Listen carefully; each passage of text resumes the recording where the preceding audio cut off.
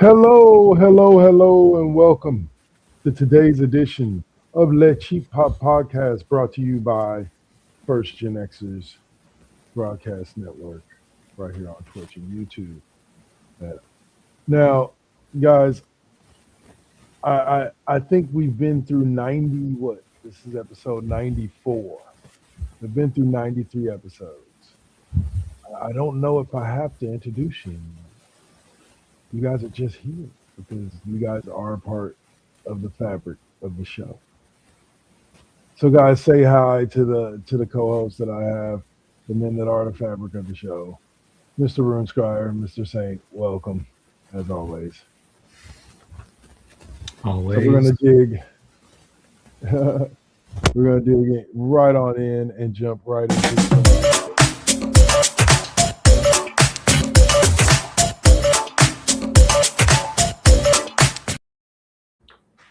hot topic. What was it? I forget. That wasn't the melody for the hot topic. Yeah, but I like that though. I like that. Yeah. All right.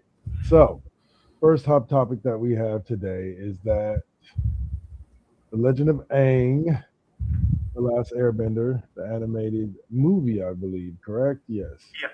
Has officially wrapped production and is set to release on Paramount Plus in October of this year. Gentlemen, are we excited to see the adventures of Aang and the boys as adults post-war? And Katara, yes. And Katara, yes. We are definitely excited to see that. And Toph. Don't forget Toph. Yeah. And Toph. She will shank you if you forget about her. Hmm. But yeah, I'm definitely excited. The boulder. Yeah. Mick Foley was just on point with that. Yeah. It was beautiful. For those of you who don't know, when they were doing the earthbending WWE arena fights, and she was going up against the Boulder, it was Mick Foley imitating The Rock, and he did it perfectly. Yeah. Hey, what's up, Sasha Lee? Hey. 69. Thanks for tapping in. Thanks for joining us. We appreciate you as always. But apparently, there's an entire section of Nickelodeon Studios dedicated to purely Avatar now. It's called Avatar Studios. Well, I can see that because if you look at it, Avatar became one of their biggest and best-selling IPs of the past 35 years or so. Absolutely. When it came to Nickelodeon, it's headed by the two guys who created Avatar, Brian D. Montero and I can't remember their names offhand. But the two showrunners from the original show. Yeah, the two creators and showrunners. Yeah. And of course, we've also got Avatar Seven Havens. Oh, the new Avatar. Which is going to be about the Avatar after Korra. After Korra. I think people are a little hard on Korra, but we can get to that another time. But Saint, your thoughts on the release of this movie, and are you looking forward to it? Absolutely. What? Yeah, definitely. Absolutely. That's there's no question. There's absolutely no question. We want the real. Definitely want to keep the real deal intact this time. Okay, like there's the Netflix live action series has been doing well. Yes. Much better than M. Night Shyamalan's. We don't discuss him. There was no war in Mossy. Yeah, But you gotta have love for an animation with Eastern aesthetics and Eastern respect for Eastern culture, where each of the bending styles they use the moves from actual martial arts. Each bending style is an actual real world martial art. I can honestly say that was one of the biggest selling points for me that solidified like my love for that series. Because and here's the kicker for all the viewers: understand, like we were in our 20s and 30s. It's not like we were teenagers or in junior high when Avatar: The Last Airbender came out. Like we were all in our 20s and 30s, and that show still had impact. Yep. Like I still watched every week. I still look forward to new episodes because the story was just that interesting. I There watched it. I is. rewatched the entire series with my daughter about 6 months ago, and again, still enjoyed every episode and every moment, every Yeah, clip. I think I binged it. I think I binged it like a couple of years ago. Like, Yeah. completing Yeah. the whole thing, and it was just like whoa, whoa, whoa. Yeah. Yeah. It's worth it. It's worth it every few years to go back and rewatch it. It has that replayability. All Just because right, it's so mid series does not mean it's only for kids. yeah, that is not one of those series. Like the adult overtones in that show are through the roof. Like Yeah. the only one that I see higher from Nickelodeon, I hate to say this, is SpongeBob. It's like watch about 3 episodes of SpongeBob, and you understand what I mean. There's way too many adult overtones for the target audience for that show. Anyway, all right. So the next subject up is Marvel Studios and Sony reportedly want to make a Spider-Man and Wolverine crossover movie. I don't know if I like the idea of Sony being a part of anything. Now, if this is Sony saying we give Marvel the Yeah. creative freedom to create a Spider-Man and Wolverine crossover, then I'm down for this. But Right. if Sony's gonna have anything to do with it, they're like the poison touch. They're like poison ivy. Like If it's Sony only, yeah, we're not dealing with that. But Well, this sounds like it's going to be Sony and Marvel getting together, just like Spidey in the MCU and all those appearances. okay. Well, would you want to see a Spider-Man and Wolverine movie, Saint? that's in question, and the only reason, because I really wasn't 100% too keen on the original Spider-Man and Wolverine Comic, versus. Yeah, yeah, that I was kind of on the fence about that, but But what if they did a movie? if there's a good story, if there's a good story Yeah. behind it, and there's a reason why Spider-Man would truly team up with Wolverine, besides yeah. video game aesthetics, then yeah. I just want to see the scene when Spidey and Logan were both members of the Avengers living in Avengers Tower, and Logan comes out in the morning. He's got his cup of coffee. He's got his stogie. He's smoking, and Aunt May and Mary Jane are living with Peter in Avengers Tower. And Aunt May just goes right up to Logan and says, "No smoking in here," and grabs the cigar out of his mouth and extinguishes it in the cup of coffee. And Uh-uh. Logan just says, "Yes, ma'am," and walks away. Aw. That would be a great one. That would be Yeah. a great one. Remember, in the MCU, my Aunt May is dead, so it also depends on what Well, at but we're what point also in time getting. frame they do the movie. We now also have Brand New Day, Yeah, so true. we'll see how that all works in. But yeah, I know I'd be excited. I know I'd be excited. Because it's Just because not necessarily because of Spider-Man Wolverine, but just seeing, like I said, you give me a buddy cop type movie with think okay, this is going to be really an extreme version of what I'm talking about. But think Hitman's Bodyguard, the chemistry between Ryan Reynolds and Samuel L. Jackson. yeah, Imagine that Okay, type of okay, I chemistry can see between that. Tom Holland and Hugh Jackman as or Wolverine. whoever they may be getting to be new Wolverine. We don't know Right. yet. But But yeah, so yeah, like yeah, oh yeah, it's it always depends on what you great think. to have. It's always great to have Logan being the straight man to the comedic partner. Right, right. And with Tom and the way Tom Holland plays Spider-Man, it's more of unintentionally comedic. Like I think for him it's intentional, but I think the way that he plays it is unintentionally. Like he does shit and he's like, "Oh, okay, my bad." Yeah. Like you know what I'm saying? And you can get a lot of those moments playing off of Logan. Right. All right. Yeah. So our final subject of the day is a recent announcement by the crew today with Firefly. And we have been confirmed what day?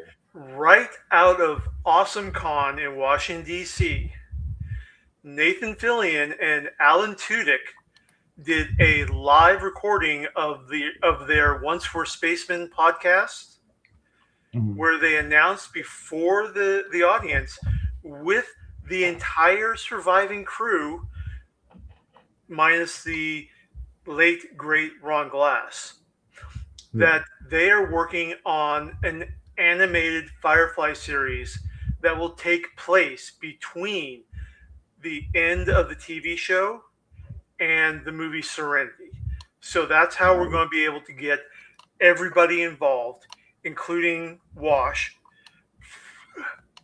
Apparently, Book, after the end of the series, will be going off to his retreat. But everyone is still in. Jewel State, Morena Baccarin,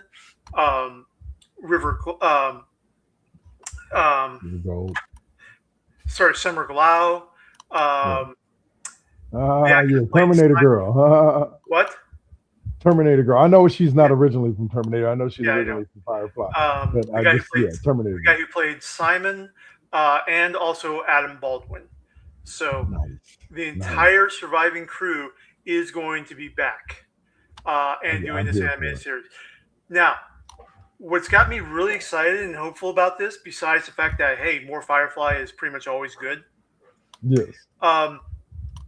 Both Nathan Fillion and Alan Tudyk. I mean, we know Alan Tudyk, but they both have done extensive voice acting. They have contacts in that world with the top level. Okay. Yeah. Nathan Fillion did a great job in Justice League Unlimited voicing Vigilante, Greg Saunders Vigilante, the cowboy, in there. But they have these contacts with the top industry professionals in voice actors, top industry professionals in animation showrunners, top industry professionals in animation direction.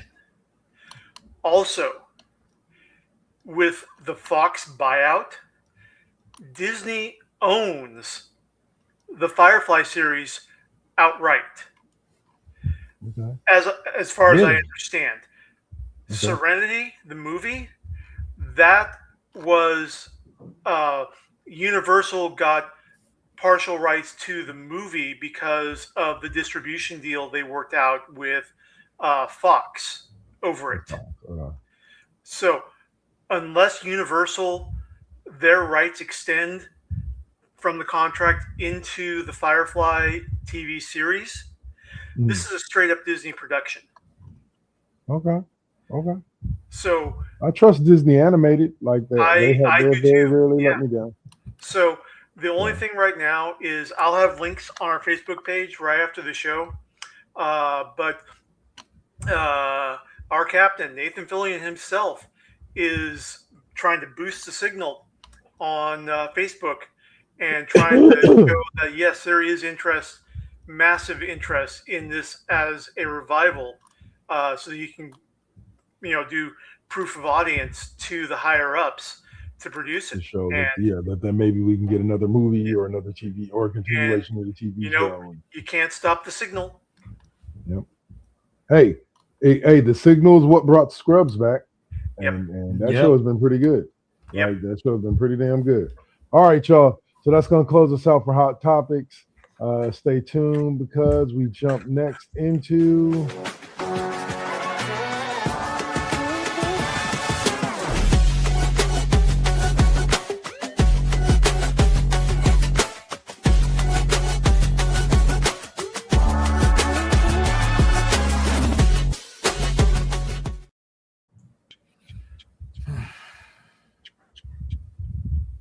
Anyway,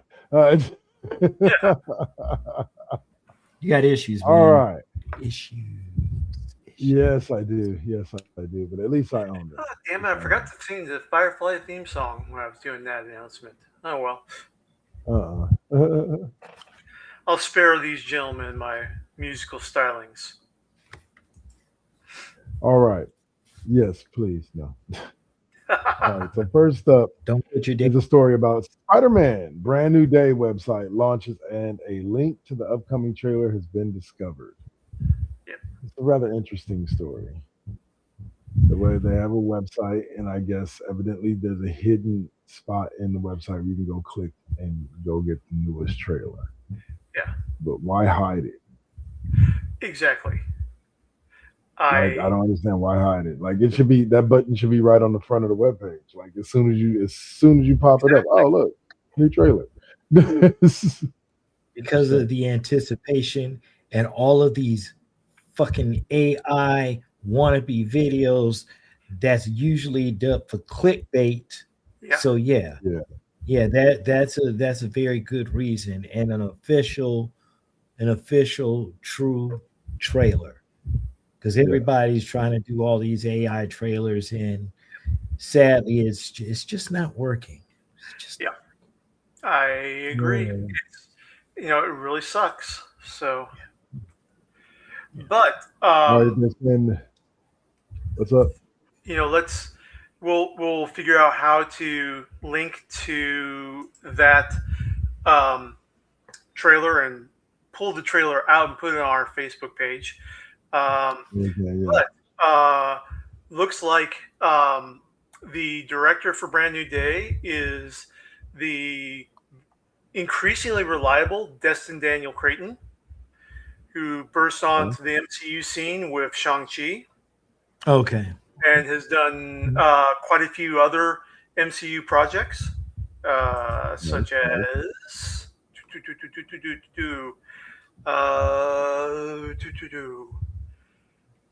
oh, come on. Let's see his projects. Wonder Man. He was one of the producers, did some of the direction. And Wonder Man, yes. So, he's been doing it. And he's very excited about it, saying directing Spider-Man was one of the roles of a lifetime for me. And all the creatives involved when I came on board wanted to do something that felt different. Of course, it's still the Spider-Man that everyone loves, but this is a new chapter in his life, and that tonal shift was something that was really exciting to me. It felt different, and it was an extremely gratifying experience. So, nice. We got plenty of people that we trust on this. Definitely giving it a look when we can. Okay. For sure. All right. Definitely so the next story up comes out of the Street Fighter movies, the ones that are so accurate for people just randomly fighting on street. No, well, say I guess some of the newest. I'm trying to find some of the pictures, but the newest pictures of the people in their gear as their characters, it looks pretty realistic. Like I'll say it like this: I saw a lot of people, and this is how I kind of launch our discussion on this.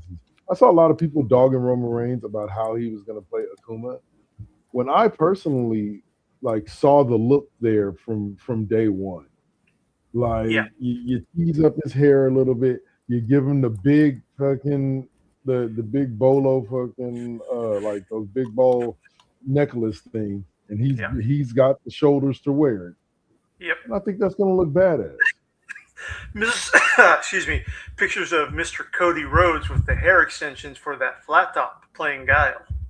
You mean Raheem Rhodes? But but they also got the stamp of approval from game director Takayuki Nakayama, who was the game director for Street Fighter V and Street Fighter VI. And he gave the stamp of approval for everything on all the costumes and the looks. Oh, snap. Oh, yeah. Ladies and gentlemen, in the building, we have the one and only business diva, the business warrior diva, the one and only Miss Toy in the building. representing the lovely radio show and representing the Collective Limited. What's going on, lady? How you doing? What's up, How Miss you Story? Good doing, to see you. Welcome to the show. Good to see All you. right. Because we do love all of our fans and our associates, and we try to give them shout outs when we can. All right. So, but yeah, so I'm kind of juiced about this Street Fighter movie. The more I Yeah. see of it, Hmm. the only As thing As long that's as left, as long as 50 Cent doesn't keep it petty. 50 Cent got changed it to a buck playing Balrog. Yeah, uh, that's crazy. But he looks, So, he kind of looks, real he, quick- he looks like himself. real quick, like 3-second tangent. Was driving my daughter and her friends to the mall yesterday, and or back home from the mall, and she tells me that they all have spoons, and so I try to describe to her this guy named the Tick who ran around in his blue uniform, and he would randomly run around and just scream spoons, and she was like, yeah, he'd have a spoon. He goes spoons. I was like, no, see, that's the crazy thing about it. No, he didn't have a spoon. He would just, before he charged That in was the just battle, his he battle would cry. just spoon. Well, Yeah, it was Kevin, just his battle cry. Kevin, you have failed as a parent, not showing her the animated series and the Patrick Warburton series and The the live Netflix action. or the Amazon series. Okay, Oh, those we'll are get all there. We'll get required there. of you for raising We'll a get nerd. there. Hey, it was required watching during the 90s. She doesn't know the glory of Batman. She introduced me to what is it, Teenage Mutant Ninja Turtles, the newer one. Right. I forget what it's called. The new Teenage Mutant Ninja Turtles. It's all right. And then also she tipped me onto an anime called Spy Family. Spy that Family? turned out to be really good. Yeah, Yeah, that's fun. yeah, it's been pretty good. Anyway, Delicious. all right. So the next the next article up, saying you might have a thing or two to say about, and that is Supergirl breaks DC's greatest rule with the radical new costume. A brand new suit that shatters one of DC's most ironclad Kryptonian rules. Wherever there's kryptonite, Kryptonians are in for some serious hard times. Thanks to this new armor, though, Kara Zor-El finally overcome her most infamous and long-standing weakness. Okay. The most recent comic of Supergirl, number 10. She head over heels in love with the ear-wearing hottie, or so Kara thinks. Yeah. Okay. First of all, that title is complete clickbait. Yeah. Yes, Because why is that? we're just going to ignore the multiple times that Superman had anti-kryptonite armor wearing across comic Fair books, enough. across animated series. Fair You know, enough. he does have that.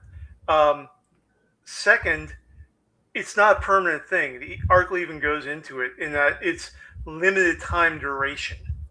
She'll have Yeah. invulnerability kryptonite. It's a force field that wears off. Okay. It runs out of power. So it's not like she can just keep going all day, in the kryptonite mine. What? She's the next Captain America. I can do it all day. Let's go. That's crazy work, man. That's crazy work. That is. Yeah. Any thoughts, Saint, before we move on? The only way I'm feeling is the same way Rune's Crier is. It's like, why? And what for? And it's pretty much clickbait because somebody's going to read and be like, wait a minute, she's got what? Yeah. And then somebody's going to write a 3-page thesis on why. Not somebody. Somebody's going to have a bot and AI do that for them. Yeah. Yeah. But good luck, Chat GPT. Here's the other thing. This is in the comic book, and as you said, the earring wearing hottie who has nefarious interests. This is Kara getting gaslit by the bad boy. So it's not so much about having something that makes her invulnerable to kryptonite. It's her getting gaslit by a guy that everyone is saying, he's just not right for you, Kara. He's not a good guy. Okay? So one says it, two say three said, yeah. Anyway, all right. So, yeah, we'll see. Like you said, it's a limited time only, so it will go away, and she'll be back to her kryptonite weakened self. I guess. But this says in the article, it did say something about pink kryptonite. Yeah, I guess we don't talk about pink kryptonite. Okay. Anyway, that's color right. kryptonite that literally in the comics when it showed up, Clark started talking like an interior decorator, a stereotypical interior decorator, if you understand my meaning. Oh my God. Yes, I do. Jimmy, that's a swell bow tie you're wearing. And that haircut. Oh my gosh. Yeah, Saint knows what I'm talking about. Yeah, I don't need Yeah. No, it just goes back to those comics, back to delete. All right, fellas. Okay. Delete. Yeah, exactly. Thank you, Matt Hardy. Anyway. All right. So the next subject up in Pop Culture Corner is Marvel drops a massive tease for X-Men 97 Season 2. And it's not that they dropped a teaser trailer, y'all. They're dropping a limited edition comic series. Yep. That will drop prior to X-Men Season 2. And ironically, it's called X-Men 97 Season 2. Yep. And it will evidently, according to the article, it will fill in the gap between the end of Season 1 of X-Men 97 and the beginning of Season 2 when it releases. And so I guess that's awesome though. Yeah. I guess that's awesome that they would give you I think to me this is one of the key epitome of how I envision back in the day when X-Men was originally out. This is how I envisioned the comics and the animated series interacting with each other.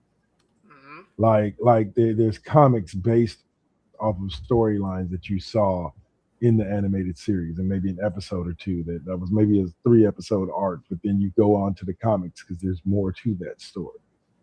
Right. And I've always thought it would be a great way of storytelling to engage young minds and old alike in both the animated series and the comic books, kind of all at the same time. Right. What are you guys' thoughts? What do you guys think of that? Dave? Is this something that would interest you like that? Yeah. Well, with the way that they dropped at the end of X-Men 97. Yeah. I don't know. We'll actually have to get the book and read it, because sometimes the continuity with these series that was kind of like the Crisis on the Infinite Earths with the Arrowverse. There were other things that were going on in other stories that was going on, and it wasn't even worth mentioning, at that point, that there were other universes and so forth. So it's like, I was gonna say, they also hindered themselves with Crisis on the Arrowverse because they limited it to 5 episodes. Like Crisis's story literally could have been told over half a season using all 5 shows that they have, which was I think Black Lightning, Legends of Tomorrow, Arrow, Flash, and then was it Supergirl too? Yeah. At that time. So all 5 they could have used a half a season or 12 episodes from each one of those shows to tell the story correctly of Crisis over a whole season, but they limited themselves to 5 episodes. I think that's why there's a lot of stories that were out there that didn't get told. It's because they it's kind of like trying to crunch a 500-page book into a 2-hour movie. Like you're not going to get everything in. There's going to be huge chunks left out. Think Interview with a Vampire. Like there's huge chunks left out of that movie compared to the book. But that's just because if they tried to do everything in the book, it would have been like almost a 4-hour movie. But sorry, I just was thinking about what you were saying. Anyway, but yeah, so like a 4-hour Justice League movie. Yeah, thanks, Zack Snyder. Like, I'm sorry. Here's the thing about it. No offense to Zack Snyder. Well, no offense to Zack Snyder. No offense to DC. Okay, but by hour 2 of that 4-hour extravaganza, I genuinely didn't care whether or not Darkseid won it. I just wanted it to be over. Can we get to the climax? Can it just be done? Because it was after about the first 2.5 hours, it just was no longer entertaining. Yeah. And I'm not saying that as it was a bad movie. I'm just saying like he drug out a bunch of shit that didn't need to be drug out. He could have told the story in an hour and a half. Yeah. And it would have been just as exciting. I have the same feeling with Peter Jackson's Hobbit trilogy. Yeah, that could have been one movie there, Peter. Turning what Rankin Bass did in 90 minutes into what, a total of like 9 hours. That's got to do the stretch. They say you got to get your stretches in before you exercise, right? Well, I mean, how many movies were there? Because there were 3 movies, wasn't it? Yep. Yeah. That was you had the Unexpected Journey, the Lord of the Rings, but then you had the Hobbit, but then you had the Return of the King, right? Well, okay, both Lord of the Rings and the Hobbit were 3 movie series. So Lord of the Rings was 3 books. Okay. No. I know that. I'm talking about the animated. Oh, the animated? Weren't there 3? Yeah, there were 3. There were multiple adaptations because the rights were all effed up back then. But I meant just for the rank. But what I meant just meant Rankin Bass. Rankin Bass did the Hobbit, and then he did Return of the King too. Right. Rankin Bass also did Return of the King, but Ralph Bakshi got the rights to do Fellowship of the Ring. Got it. Which was beautiful. As pretty much all Ralph Bakshi animation is, just that it didn't get funded properly and they had to do a lot of rotoscoping, and so they had to rotoscope over World War II footage. So the orcs and the Dark Riders were literally Nazis. Interesting. And then the rights got transferred back to Rankin Bass, and they did Return of the King. Okay. So it's all right. It's very muddled. I'll say, now I can tell. Like I was lost just listening. All right. So final subject. Don't really know how this ended up in Pop Culture Corner, but it's here. We're here. Why not? Evidently, it's official. GTA 6 Online will be unplayable for millions of gamers. Luckily, none of them will be in the U.S. from what I see. It's looking like it's going to be Australia. Their new age verification system is going to lock out a bunch of players down there. And I feel sorry for them. Come to the U.S. Use a VPN. Make it think you're in the U.S. Yeah, it's still, it's GTA 3, which is, it's fine. I'm just more, as down as I get on Ubisoft, I like Watch Dogs better for that. Yeah. Well, I don't know.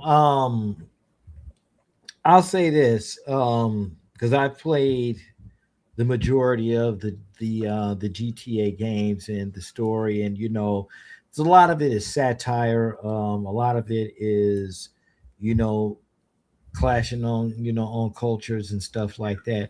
I'm expecting some extra shit when this new one comes out. But I mean, yeah, we already know about Australia because that's the same thing that was happening with GTA San Andreas as well. mhm. Okay, and the hot coffee mod and all that other kind of stuff. So yeah, yeah, I mean, it's not going to be extra like Saints Row extra extra. Yeah. Nah, it ain't gonna be that bad. Let me see. you never know. Mm, You never know. true. Yeah. True. And there are mods. There are always mods if you're on PC to make you be a superhero in just about any game. I think they even had like a Superman mod for GTA 3. I Three. think maybe GTA 4. Uh, So it kills me, man. I tell you. I tell you. All right. So that we have wrapped up the corner, y'all. can I add one thing? One quick little mention. Sure. Okay, gentlemen, you're fans of Mask, I believe. Mobile Armored Mask like Strike that. Command. Yeah. Okay. Yeah. Okay, it's now official that writer Brandon Easton is continuing Mask in the IDW Energon universe, tied in with GI Joe and Transformers, and Nice. Matt Tracker is still black. Okay. Nice. Nice. Let's Yeah. Okay. go. Let's go. I'm here for that. So Right that's on. hidden stands. This week or next week is the brand new Mask #1 for Skybound. Yeah, Skybound's Stop. Energon. IDW was the former publisher. Okay. Comes up. All right. Yeah. So, guys, that will close us out for the pop culture corner for this week. Thank you. Shout out to everybody who has been joining us. Again, after the break, it'll be a shortened break. I think it's only 3 minutes at this point instead of the normal 5. Yeah. So we are doing 3 minutes, and we will be back as soon as this thing pops up. And I think, come on, you know you want to. There you go. All right, y'all. We'll see you guys on the flip side of the break. We'll be back. Peace.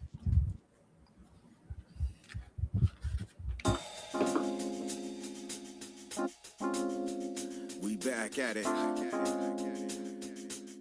Yup, we still doing it. Poetic beat. First GenXers. Gia. Let's get it, y'all. Come on. We back in the building. It's been a long time cooking in the soup kitchen. And I'm chilling with the same. Dropping these beats, won't stop, nope, I can't. Let me get up in the lab, turn it up. Game on with the first GenXers, what's up? Let's flip on the Switch or the Xbox and get up in my zone, I'm clowning. Let me clear my throat for a minute. Shout out to my folks while I'm in it. It ain't nothing but love, it's babe business. I really don't know what's so who ain't feeling this. And this is only the beginning. Now versus then, this is something for the chillin'. Poetic got the joints like McDonald's. I'm loving it. It's the first gen. We're now rocking with Poetic Beats. This is the first GenXers production. Get your PlayStations out. Get your Xbox out. Get your Switch out. Let's get it in, y'all. Holla back.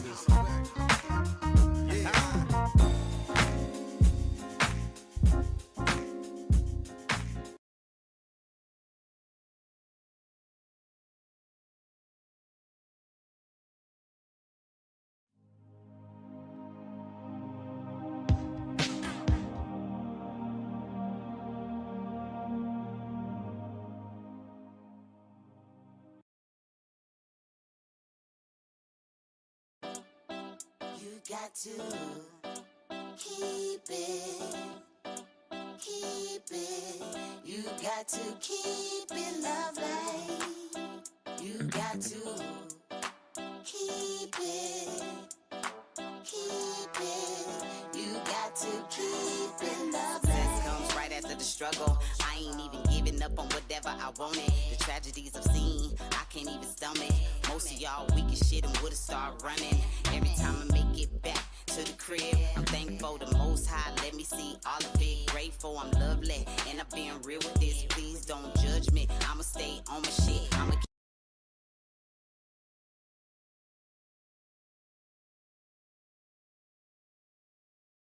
Adam's family like dynamic between Pugsley and Wednesday. Like, Yeah. very true. Yeah. Well, I always temper this because I think I did not like the perceived and caution tagline. I've also seen what Chase Center looks like when the Valkyries are fucking playing, so fuck all of you. Because Chase Center is packed no matter what's going on.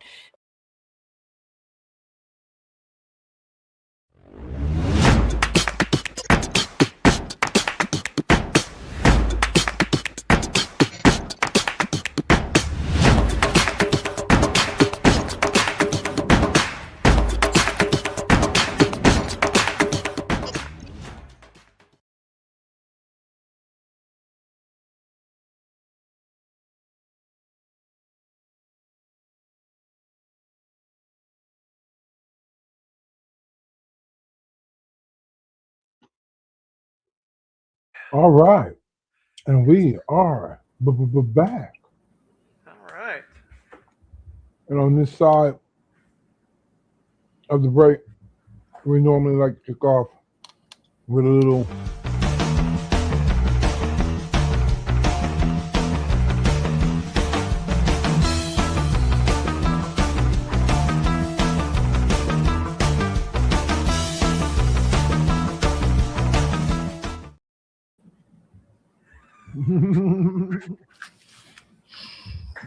we get to talk some wrestling.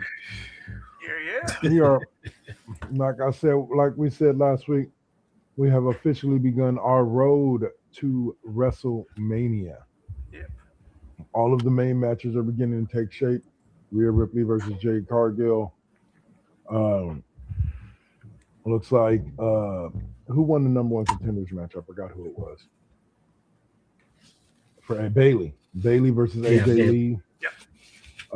Let's see. That's not at Mania though. I think that's going to be next week actually. Yeah. But in general, like everything's shaping up. Cody versus Randy, So we're gonna open up with Raw talk, and we're gonna start out for the first time with not what we opened with originally on the show, but the Judgment Day betrayal that came much later. Oh yes, that was beautiful. Yeah. Here's the thing that I love about the Judgment Day as a group is that it's constantly evolving. No matter what, it's constantly evolving. Every few years they drop some people. Remember, for those of you who don't understand the lineage, I'll run it down to you real quick. It started out as Edge, Damian Priest, Rhea Ripley. Then Damian Priest and Rhea Ripley turned on Edge when they brought Finn Balor into the group. Yeah. And then it was Finn Balor, Damian Priest, and Rhea Ripley. Then they brought in JD McDonough. Then JD McDonough brought in Liv Morgan, I believe. No, brought in Dominic Mysterio. And they brought in Dominic Mysterio. Then after they brought in Dominic Mysterio, Liv Morgan started sniffing around. Yep. And Hey, wait a Rhea, minute. What about R-Truth, man? What about R-Truth? the unofficial member of the Judgment Day, huh? And then we get to where we are now with Finn, JD, Dominic, and Rhea, and not Rhea, but Liv and Raquel, Liv and Raquel and Roxanne. Roxanne. Yeah. But now we can remove Finn from that because he finally had enough of Dom running his mouth. Right. And went to go give it to Dom, but his own best friend turned on him and JD McDonough. I loved Finn's speech to Dom. It's like, I'm thinking that maybe your father's right and you're just a spoiled little bitch. Mm-hmm. Mm-hmm. Yeah. But I saw one of the dirt sheets call Judgment Day the eternal chaos machine for WWE. Mhm. They are the eternal shit stirrers, and I don't question that. That's what they are, and that actually helps me see them in a different light.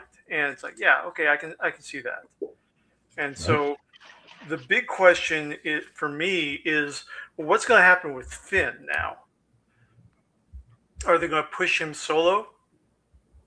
Well, yeah, of course. Absolutely. But well, there's also rumors that he may be getting help from either the Good Brothers, who have recently appeared on WWE TV during the Monday Night Raw for AJ Styles' retirement, and there's been talk that Tama Tonga may come over because him and Finn are good friends. Maybe Shinsuke Nakamura. They have respect for each other. They like each other, so who knows?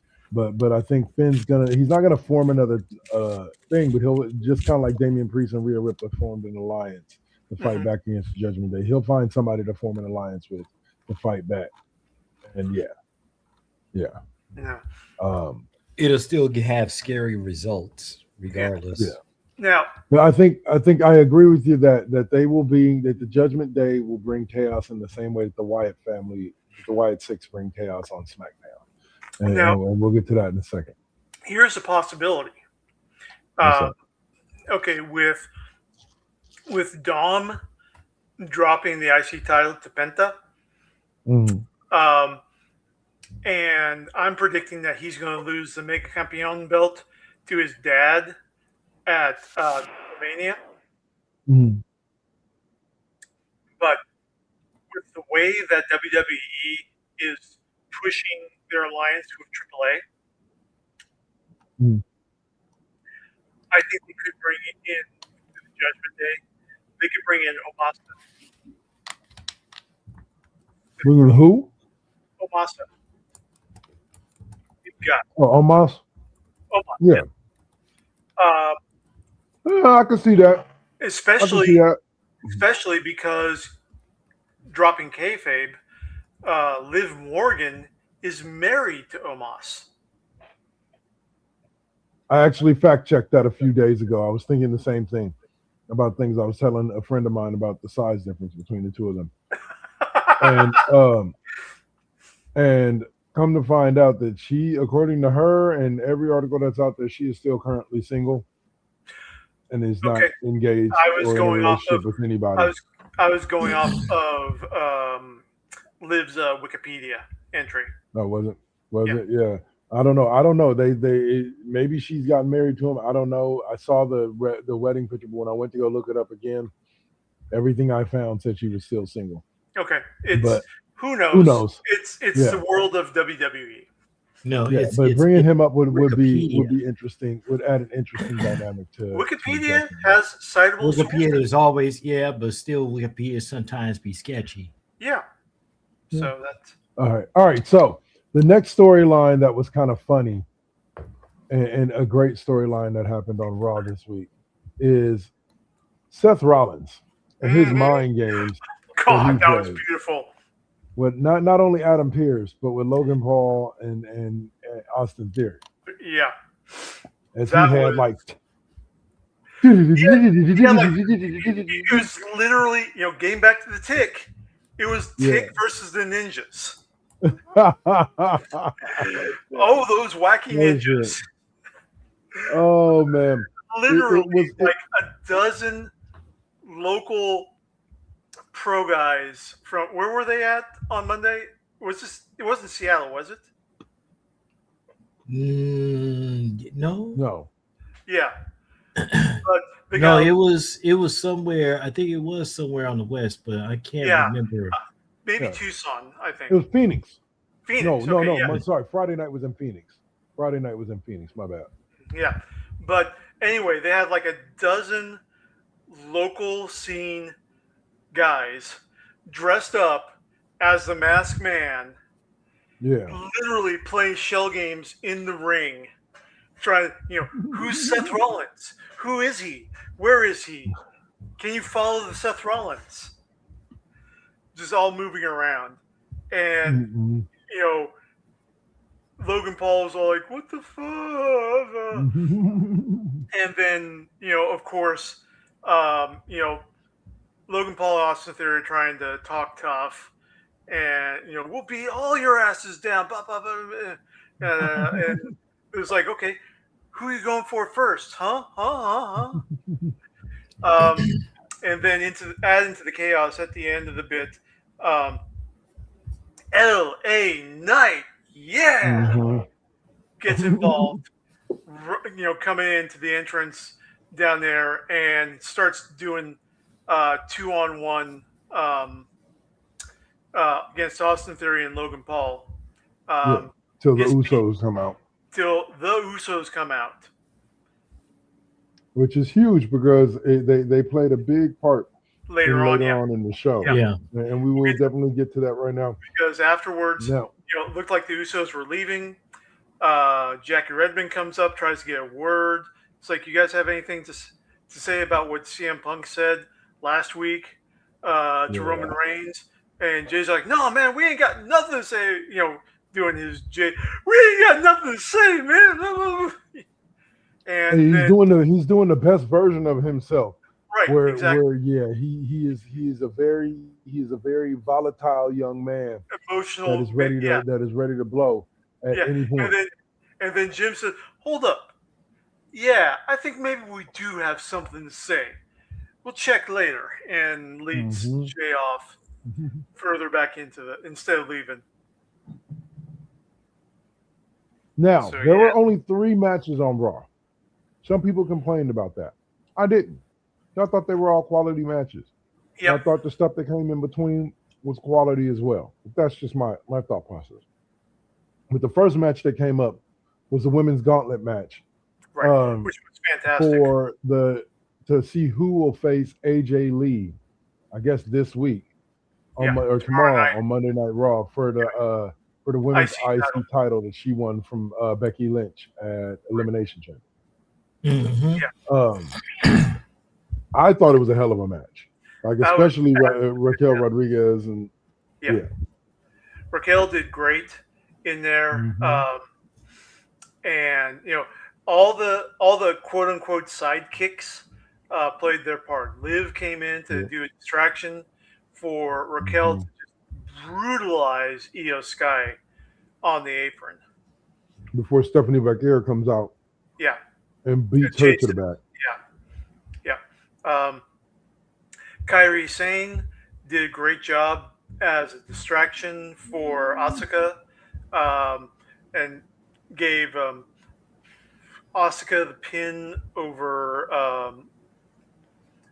Raquel, I think. Or did Bayley? So, yeah. And then I want to say because it was Bayley versus Asuka as the final match, the final matchup, and Kairi tried. No, hold on. This is wrong. Bayley earned the shot against AJ Lee, not Io Sky. Yeah, right. Io Sky got So, but Asuka and Bayley are the last two. Kairi tries to mess with Bayley on the side while Asuka's distracting the ref. And then here comes Lyra and delivers some smackdown to Kairi outside the ring. Yes, she does. As Kairi Sane tried to cheat her way. Yep. Help Asuka cheat her way into the match. Yep. And Bayley gets the rose plant and the win on some fantastic maneuvering. That leads us.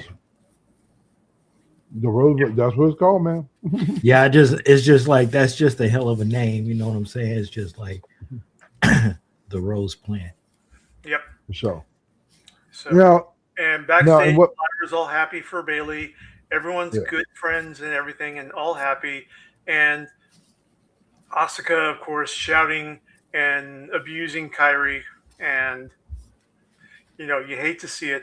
I hope at one of the PLEs that the split in the Kabuki Warriors is finally going to happen, and Io rescues Kyrie, and Kyrie comes over to Io's side and forms a new Kabuki Warriors with Io Sky. Really? I'll say it like this. I don't necessarily know if they're going to go that far. Yeah. But I know that especially Triple H loves Kairi Sane. Oh yeah. Like on her work in the ring. I think this is setting up. I think we've seen Asuka get progressively more Toxic. violent and more toxic with her. So I think that split is coming soon. We've got like 4 weeks, 5 weeks till WrestleMania. Yeah, we'll see I how think that all split that is coming soon, and it'll lead to probably a WrestleMania match between Asuka and Kairi Sane, where Asuka puts her over. I would love that. That would be great. I just said PLE simply because I don't know. Who knows what the overall plans are for WrestleMania outside of the main events at this point. But so I could see it on one of those days. Yeah, I could definitely see it on one of those days. Hey, Canary. Hey. I see. Oh, I'll say.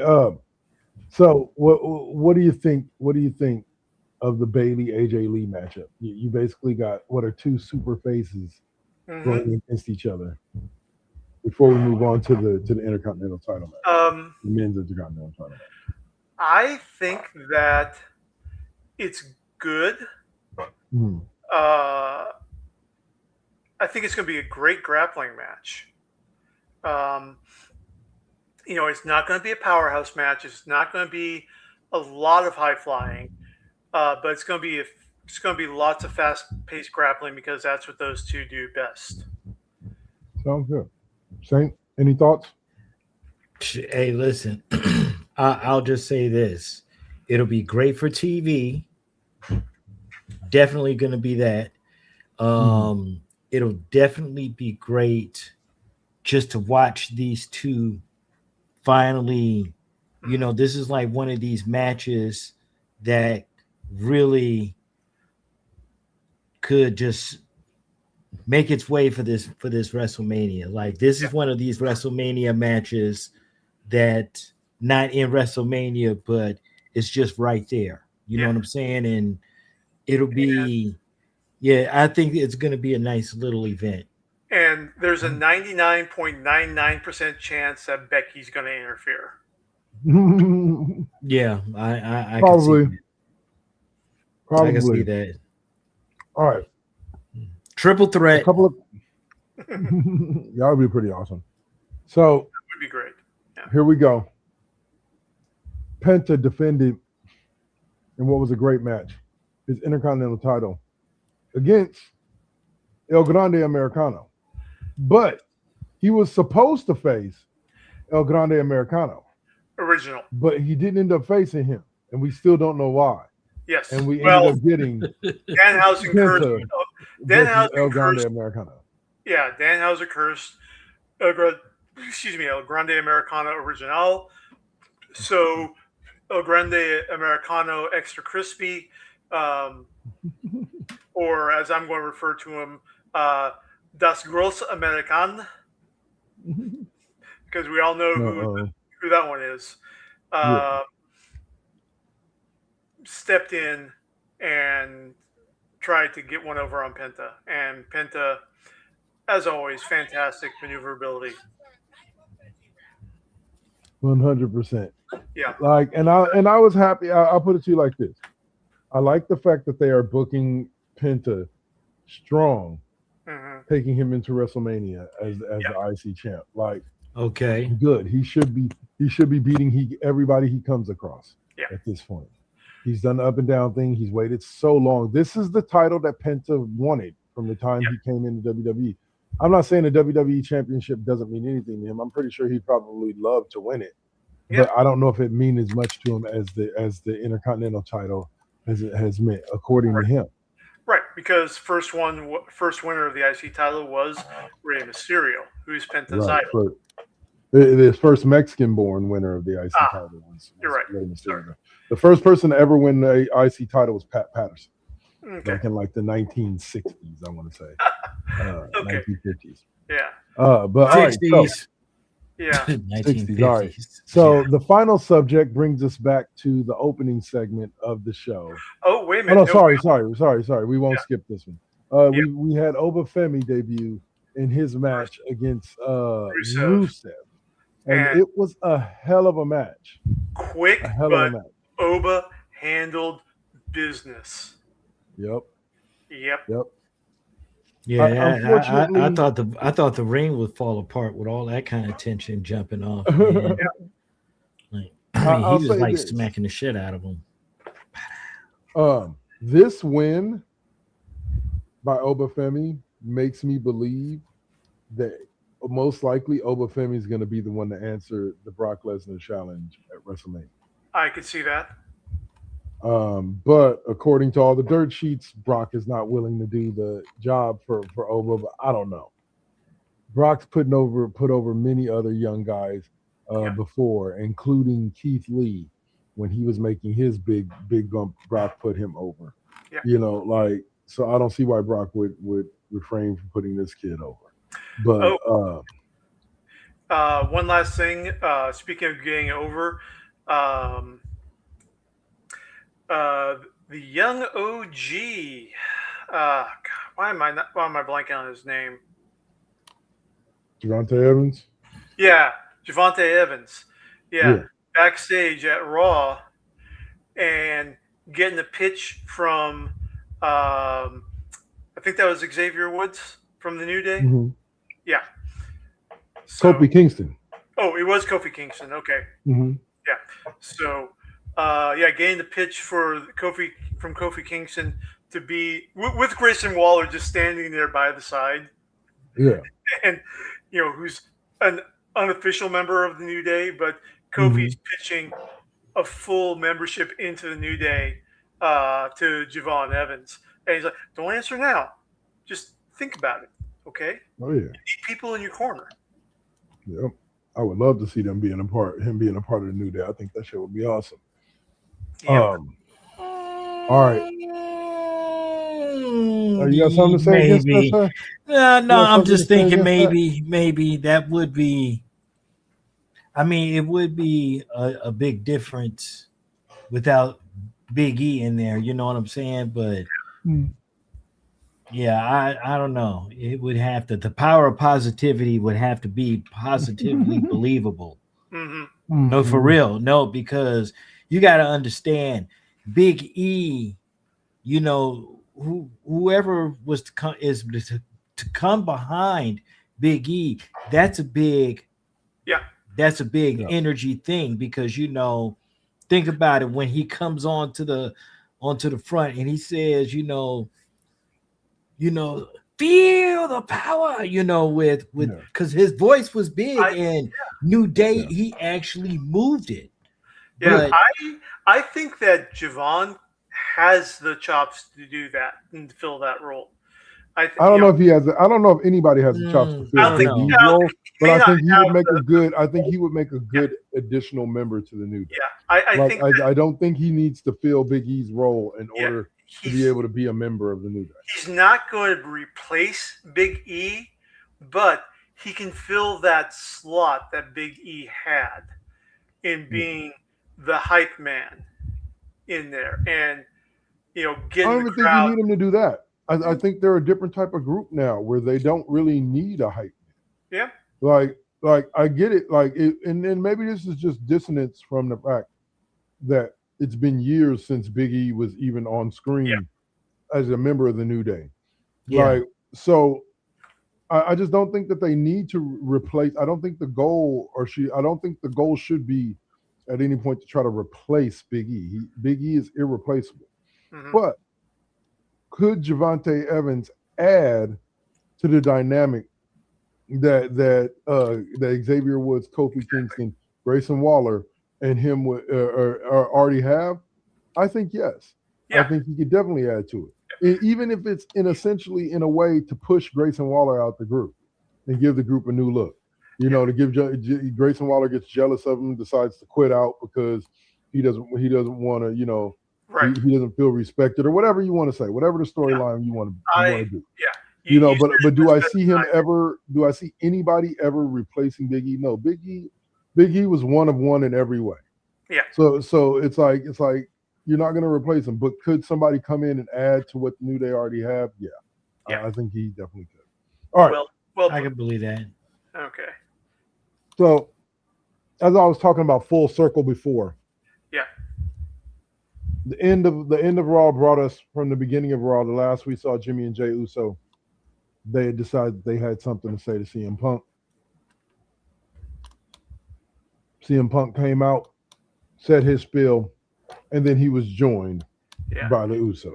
Well, he got about what 15, 30 seconds into his he got a couple minutes into his promo before the Usos came out. And he was right on the verge of saying that, yeah, I took that too far. I went down to Roman Reigns level. And the way the promo was done, with Jay coming on all strong and saying, "You gotta apologize, man. You better apologize right now." And the vibe from Punk was that I'm getting to the apology, but you know, the way you're coming at me right now, no, I'm not going to apologize for it anymore. And the way he twisted what the apology was. Say, any thoughts? Well, not really on this one. Not on this end. I mean, I'll say it like this. Go ahead. Not on that one. Not really formed an opinion on that particular point. No. Yeah. CM Punk is a shit stirrer. It's what he does. Was the apology ever coming? I doubt it, because he doesn't feel bad. And considering when you look at the character, and you look at the definition or the first needed part of an apology, of giving an apology, is that you have to feel remorse. Right. You have to feel remorse for what you said or what you did. When has CM Punk ever felt remorse for what he said or what he did? I think that in both runs of his career, absolutely. I think he has regrets now. Yeah, but in general, at the time in which he did it, he had no regrets. He had no regrets, but on reflection, and in his promo, he did have regrets because of his long association with the Anoa'i family. And especially, you know, Sitka being a mentor to him, and going into all the times, you know, that he was hanging out with them, with the Wild Samoans in there. So I think that it was good for Punk in the sense that, he went way too far on Roman in the previous week, and Punk realized that, and he wanted to try to salvage the situation. But then Jimmy and Jay came out, and Jay sort of put Punk out of his remorse idea and back on the defensive into his, I'm going to stir some more shit. I see it as I have a feeling we get the same apology whether Jimmy and Jay come out or not. Possibly, yeah. I think it's just who CM Punk is. Yeah. Like he's a shit stirrer. He's going to say the shit that's going to shock everybody. Yeah. I think that I get what you're saying, and I get what you're saying. But I even think all the setup that he did in his original before the Usos came out was all just bullshit. That he was coming back to just say something even worse because that's what CM Punk does. I can see that too. Yeah, because the way that he gave the apology, It was Yeah. all about having respect for the Wild Samoans Yeah. while Definitely has respect for still while still crapping on Roman and Right. Jimmy and Jay. and you know, and like I said, I like the thought process that this could eventually lead to a confrontation between CM Punk and The Rock eventually, but we'll see. We'll see how things how all that I'm boils just out. wondering if now I don't want to see like the entire bloodline brought back, but Yeah. like Well, we're gonna get to a story that I read about that right after we get done with SmackDown. okay, Yeah, fair enough. yeah. Yeah, All I right. saw that. So So okay, so here we go. Next up is the Friday Night SmackDown that happened night before last. Now that was in Phoenix, I believe. Yes, it was. Because one of the highlights of the show was the return of the Bella Twins as contenders in the women's tag team division. They are they said they've spoken to Nick Aldis, and basically they had next up between the winners of Charlotte Flair and Alexa Bliss and the Irresistible Forces, Lash Legend and Nia Jax. It was a great match. You don't like that? You don't like the Irresistible Forces? Yeah, it could have been something. They could have come up with something irresistible. Come on, bro. It doesn't sound. I mean, it sounds like a B. It sounds like a B-rated, superhero team. You know what I'm saying? Like on the lower tier. You know what I mean? Like somebody could have came up with something. Because she's the irresistible. She's the irresistible. She's the irresistible force. Why would you just put an S at the end of forces and then just make them that duo? No, somebody need to get their creative juices going, man. It's the Lone Rangers. But if it was Vince, it would have been the big women. Or they would have been something like the Amazonians. They come out doing hakus before every match. That's what Vince would have them doing. Nah, I'm just playing with you. But at the end of the day, I feel y'all. Like, it's been an interesting ride watching what the development with the Usos. But I think they're getting back to something, and we'll get to this after we get done talking SmackDown. But these women in this tag team division, here's the thing about it. First of all, based on let's first hit on based on the results of the tag team title match on SmackDown, I believe we're probably getting a triple threat, if not more, for the women's tag team titles, like a tornado match, a tag team turmoil tornado match. I don't know, but at WrestleMania for the women's tag team titles, I think we're building to something, either a triple threat or like more tag teams are going to be involved. Right.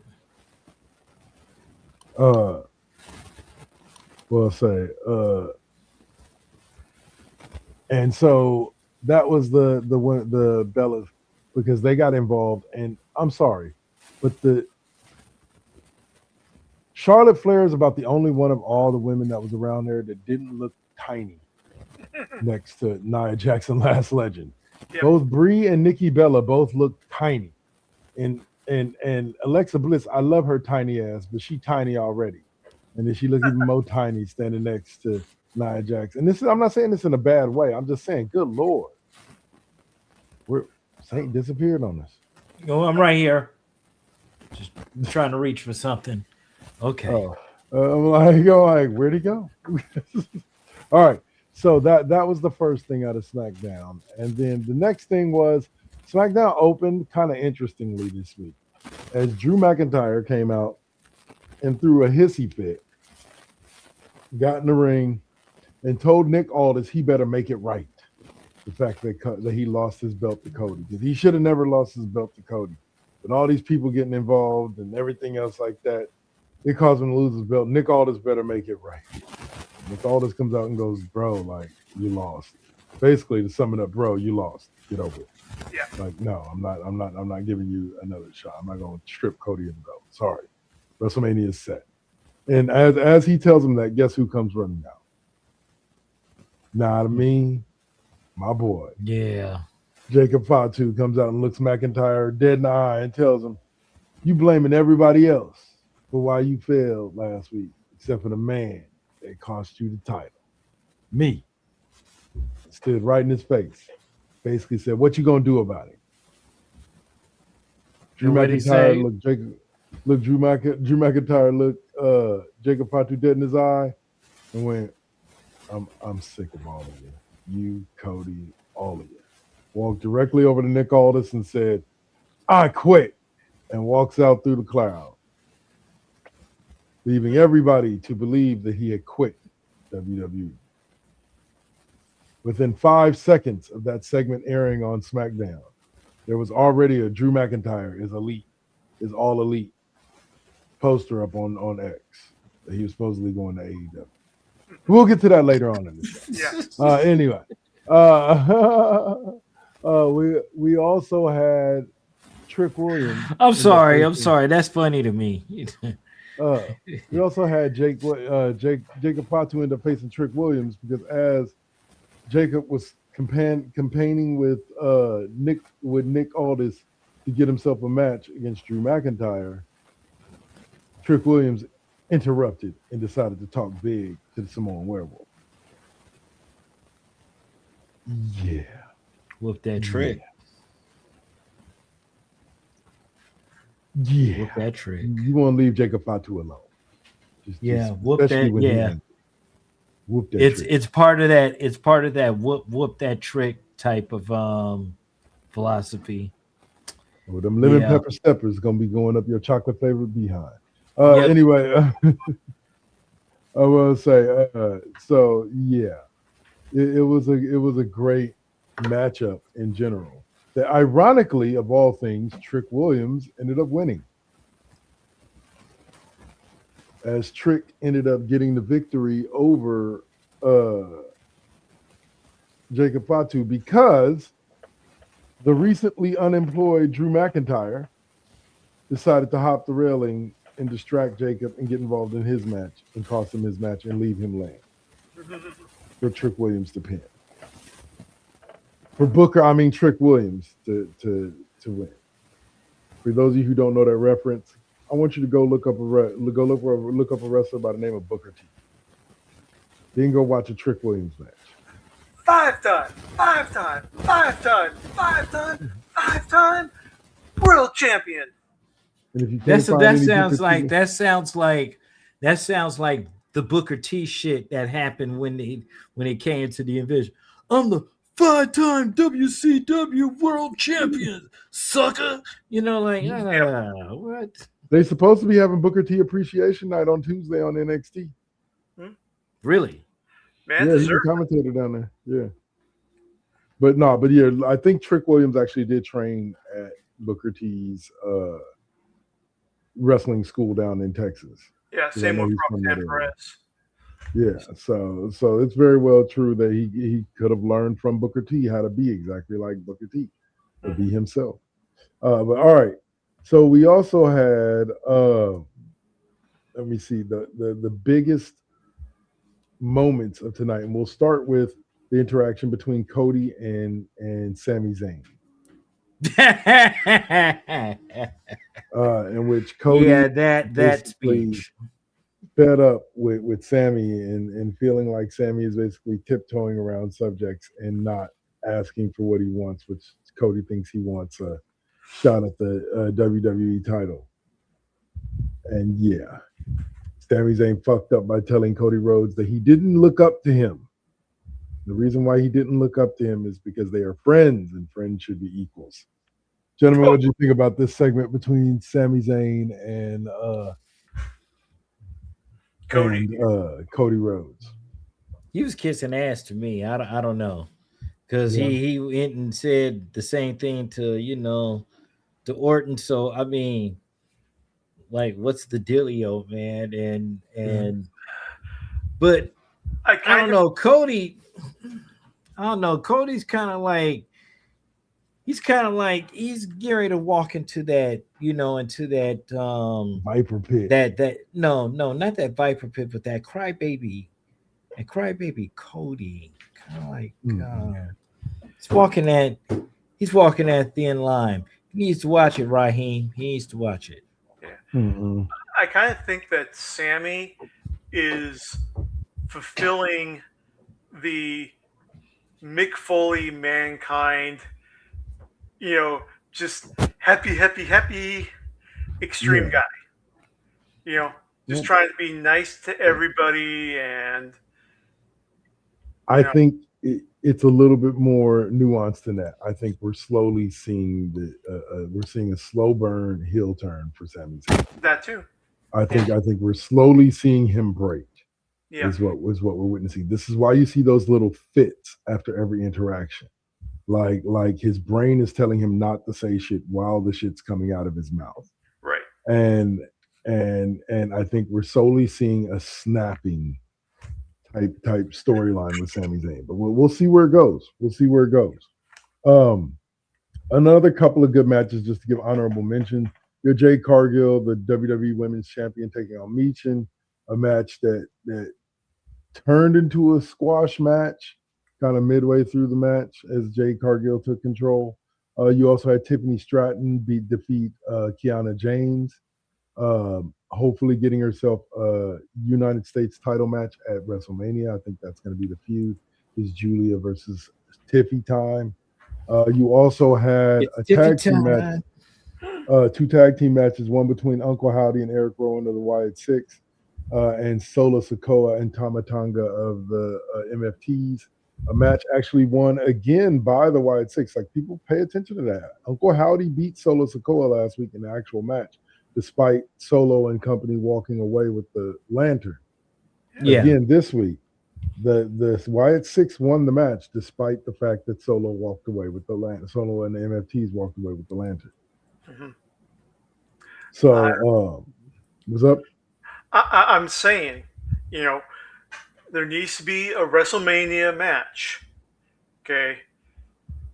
Wyatt Six, MFTs, and AAA's Psycho Circus. 6-on-6-on-6 tornado tag team. Yeah, you might as well just have a brawl, because if you're in Yeah. the tornado tag, then nobody got to tag in and out, so they can, and there's no disqualification, so they might as well just be in a brawl, an all-out brawl, team brawl. I mean, I put know them in War Games. I wouldn't mind seeing that. that would be a better option. I agree. I know I keep pitching it, and I agree that it'd be a nightmare for camera work and choreographing it, but the draw would just be astronomical. Okay. I could see that. And then in what is my favorite new tag team of the year, the number one contenders for the MFT's WWE tag team titles, Damian Priest and R-Truth, took on Los Garza and got the win, same way as they did last week over Los Garza, with the South of Heaven and Attitude Adjustment combo for the double pin. And I am definitely loving this tag team. What's up, fellas? Any thoughts? Hell yeah. I mean, it's like R-Truth comes out bald headed, just like looking extra mean, and like he's not R-Truth, but that South of Heaven move with him and Damian Priest was like top notch, like in sync, like boom. I mean, You win. Yeah. R-Truth is just the consummate reliable veteran here. Not shading Damian Priest, because he's put in his time and he's done a lot of great work too. But just R-Truth always delivers, and always delivers the unexpected. Yep. You don't 100%. know what he's going to do in any given moment. And like I said, he works well with anybody. I think he's showing that. But yeah, so I hope they go on to win the tag team titles off the MFTs at WrestleMania. I can't wait till they start kicking in that feud. But the last thing that happened on SmackDown in the last, sorry, we won't skip over this. This was critical to the last part too. But the Miz TV bit with Jelly Roll. I liked it. I thought it was fun. I thought it was a great way to reintroduce Jelly Roll to the WWE audience because I believe he's probably going to have a match at WrestleMania. The man's lost like 280 pounds. Like, Wow. that is, Yeah. that He's is continuing wow. to drop. Yeah. Yeah, like That's interesting. You lost a whole nother human being, bro. Mhm. Like you lost a whole nother human being. That's insane. So definitely bravo to him. Yeah. Yeah. And I do like the fact that the Miz and Kit Wilson ended up getting their butts kicked, or they look like the scared cowards. But the fat shaming stuff was like, I don't know if I was feeling it, but overall, I liked the segment in general, the way they made Jelly Roll look, etc. yeah. Well, of course, it's going to be shaming and all that other kind of stuff, you know. Yeah. I'm just going to put this out because this is related to Danhauser breaking into Raw. Can you guys imagine if Andy Kaufman were still alive today? What he would be up to in WWE? I think he'd be almost 80 years old, so I don't know if there'd be much he'd be up to in WWE. Yeah. But I think had he lived longer than he did live, we definitely have more stuff. He'd be Ric Flair territory. I agree, but I don't think he'd be that old. But just I would need answers.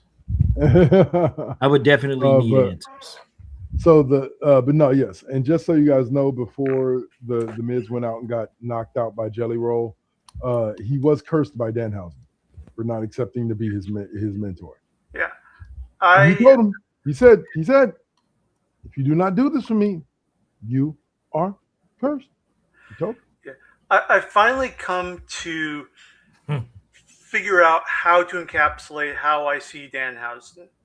Okay. It's Beavis cosplaying as Sting. I can see that. I can see that a little bit. Yeah, it still just doesn't hit me. I don't know. I mean, props to him. He's got heat. He's got audience. He's got. I'm not hating on the guy. It's a gimmick that's not hitting me for various reasons. And that's the and that's the thing. Here's the thing with the gimmick, and we'll Repo Man. We'll state it again. It's some are gonna hit you, some are not. Like, that's why there's a variety of wrestlers, so that everybody can kind of have their flavor of what style of wrestler or what type of personality that they like. And yeah, Danhausen's not for everybody. I enjoy it. I enjoy him, but that's because this is the first time I'm really being exposed to him in general, and I've heard a lot of good things about him. Yeah. And so far, I wouldn't necessarily say like with a solid gavel strike that he's lived up to the hype, but I think that he's slowly but surely growing on the WWE audience, and they definitely love him. I think he's going to sell a lot of shirts and toys to kids, because he's very good evil, so like, like he kind of reminds me of a wrestler named the Repo Man, just without the makeup. Do you remember that guy? Yeah, he had the hangman's noose.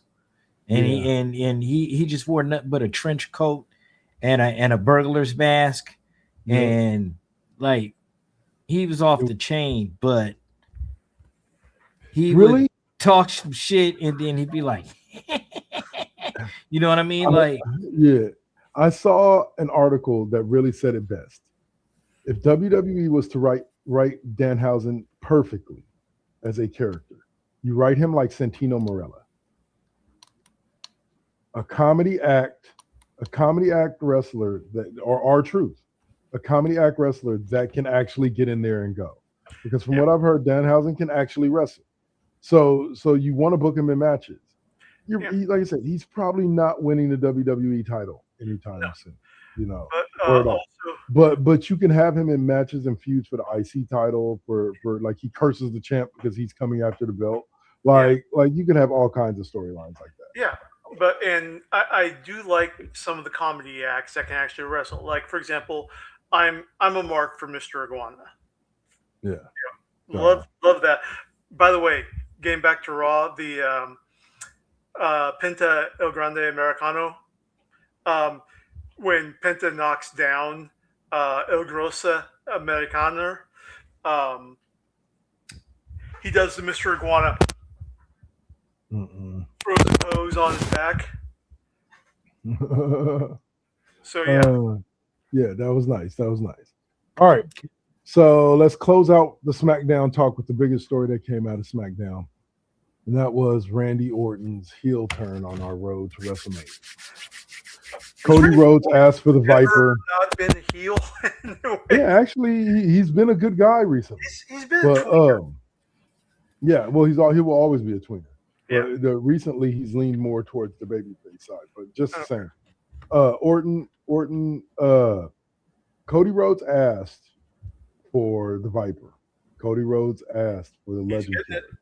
Cody Rhodes asked for the best version of Randy Orton that has ever existed, and Cody Rhodes got exactly that. He got that. When you listen, when he was standing up there, he was contemplating his fate and his decisions. He knew that right now his theme will be sung graciously and all that other kind of stuff.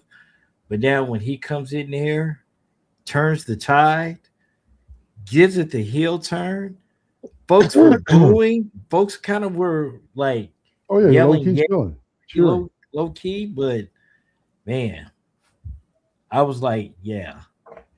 And I'm going Orton because I want to see him have the title just one more time. Yeah, and Randy's for the week before WrestleMania. And Randy's also won like how many wins is he behind Cena? He's like the closest active wrestler to Cena's record. I believe so. Yeah.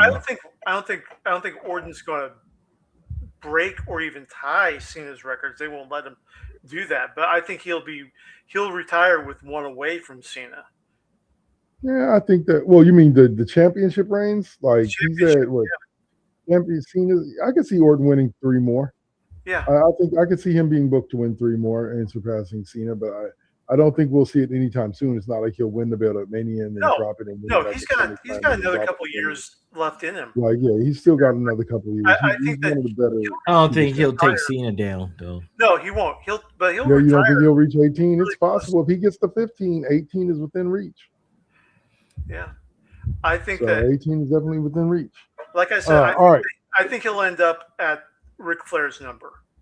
And I think that's going to be the high water mark for wrestlers for the championships. Well, we will see. All right. So here's a couple of final fire away subjects before we jump into video games, Tech Tinker's favorite part of the show. Yeah. Almost there, Tech. Almost there.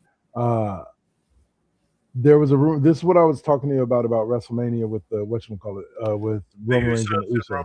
Yeah. But there is a rumor floating around right now that the plan is for WrestleMania to end WrestleMania either night 1 or night 2 with Roman Reigns standing tall with the World Heavyweight Championships being sided by the Usos holding the WWE World Heavyweight Tag Team Championships.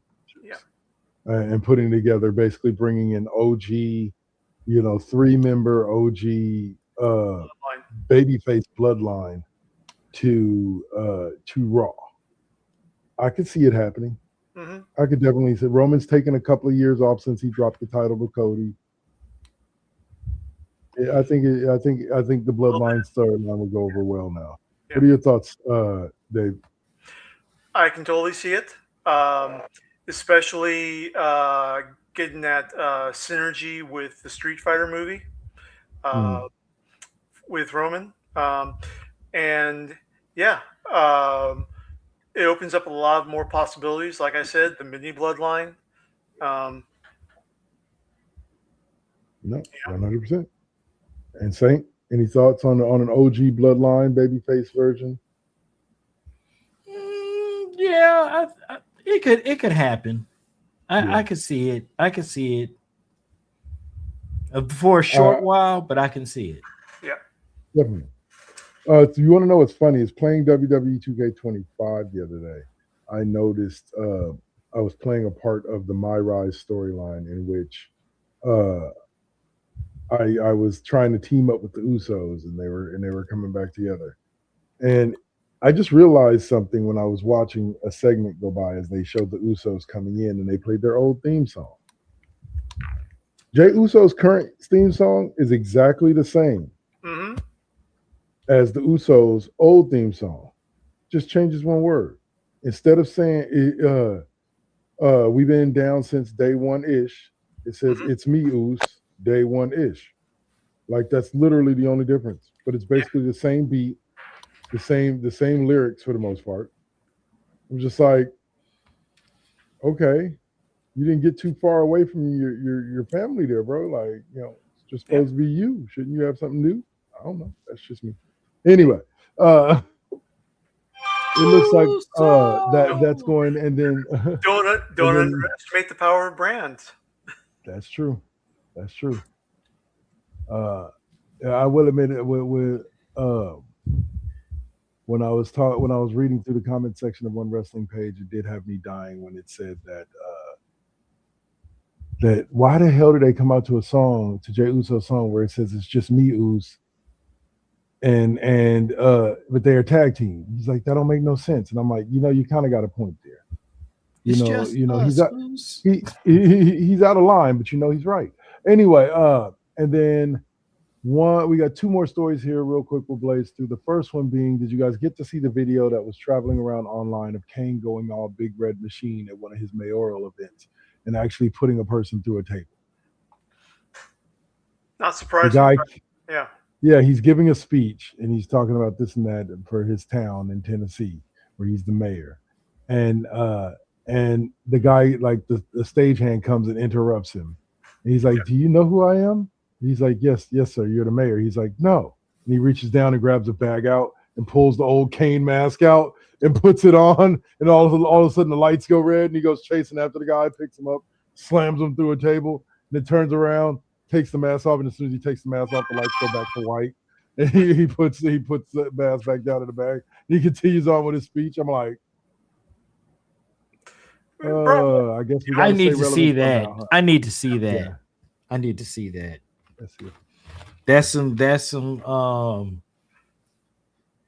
attitude era shit, bro. yeah.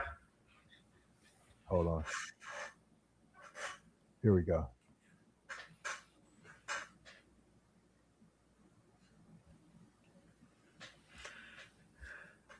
Come on. Where is it at? Oh, I got to do that. There we go. Here you go. Here you go, Saint.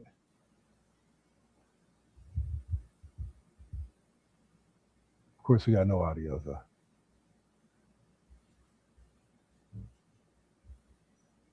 He's like, do you know who I am?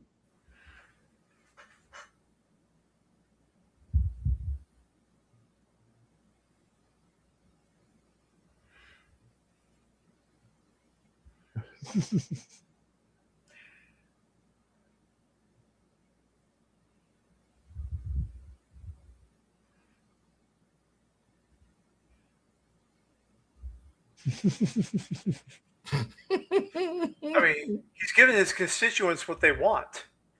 Dude was probably liberal or part of the LGBTQ community. Anyway, and then he goes right back to talking. Yeah. Yeah. So there you go. That's what do you think of that, Saint? It was a funny bit, but Yeah. without hearing it, I'd have to. I mean, it was. He like I wasn't said, talking about it was anything a funny important. He bit. was just talking about making better streets and schools for his community and blah blah blah. Right. Mayor shit. Mayor But shit. all right. So then the final story we have a little bit of time for was, I don't know, the IWC, as finicky as they are, kind of split on this. One side is mad at the wrestlers for continuing to wrestle. The other understands that sometimes, like, your first thought in that moment is the show must go on. Yeah. But after a accidental hit to a ref in a match, where was it, Dave, again? I think it was Ohio Valley Wrestling. Yeah. A gentleman one of the reps got hit and he dropped it to the mat and immediately went into a seizure. To which the wrestlers continued wrestling. Like I said, some people were trying to come down on the wrestlers, saying that it was heartless of them to keep going. But you're constantly taught in school, like no matter what happens, the show must go on. You keep Right. going. Yeah. You know. And so, like, yeah, like it sucked that they kept going, but that's just part of entertainment. Yeah. I hate to say it. It's one of those things. It could have gone either way. Yeah. It could have gone either way. I mean, I understand that they kept going. I also understand the point that they should have stopped and gotten medical attention. You know, matches have been stopped for less kayfabe than that. Yeah. True. Very true. All right. Yeah. All right. So that will wrap us up. Any thoughts on that situation there, Saint? Hey, it is what it is, man. Yeah. I guess that sums it up. That'll take us into Tech Tinker's favorite part of the show.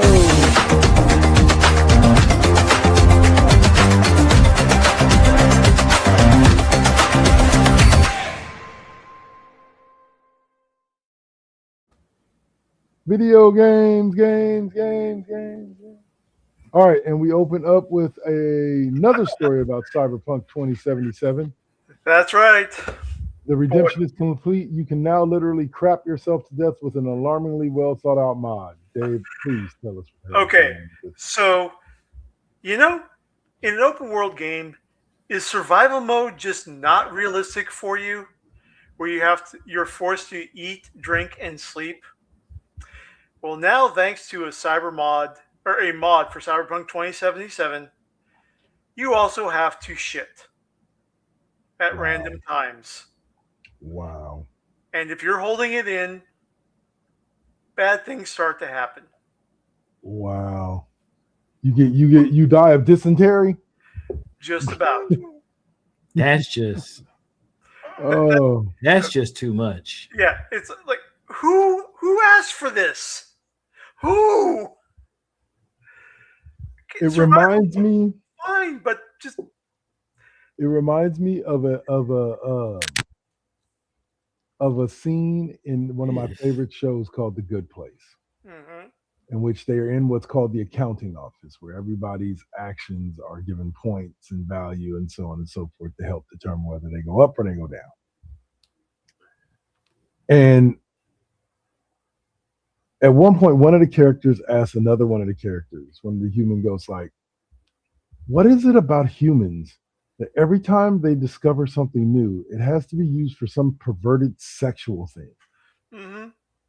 To which promptly right afterwards, a guy who's responsible for perverted sexual things that humans come up with and tracking them and assigning them points, walks in with a stack full of papers and goes, I've gotten 1,700 new sexual things in the past like 30 minutes. And the guy goes, Burning Man. Yes, Burning Man has started. Yes. You'll be all right. And sends him off.